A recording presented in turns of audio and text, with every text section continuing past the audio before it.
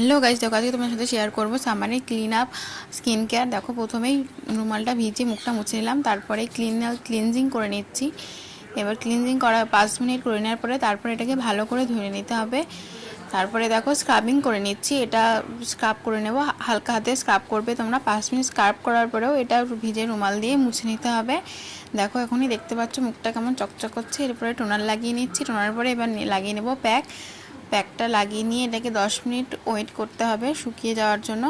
শুকিয়ে গেলে হালকা হাতে জল দিয়ে ভিজিয়ে এটাকে আবারও ভেজা রুমাল দিয়ে মুছে নিতে হবে। এবার দেখো তোমরা আমার স্কিনটা কীরকম চকচক করছে, তোমরাও করে নিতে পারো কিন্তু ঘরে বসে। সবসময় তো আমাদের পার্লারে যাওয়া সম্ভব হয় না, এটা ঘরে বসে ক্লিন আপটা খুব ভালো হয়। এটা ক্লিন আপটা করলে কিন্তু ইনস্ট্যান্ট একটা গ্লো পাওয়া যায় এবং ডেড সেলগুলো বেশ ভালো রিমুভ হয়ে যাও। তোমরা আমার এরকম সুন্দর সুন্দর ভিডিও দেখতে সাবস্ক্রাইব করতে কখনোই ভুলবে না। কিন্তু এবার ময়েশ্চারাইজার লাগিয়ে নেবো, তোমরা তোমাদের স্কিন অনুযায়ী ময়েশ্চারাইজার লাগিয়ে নেবে। দেখো আমার স্কিনটা কীরকম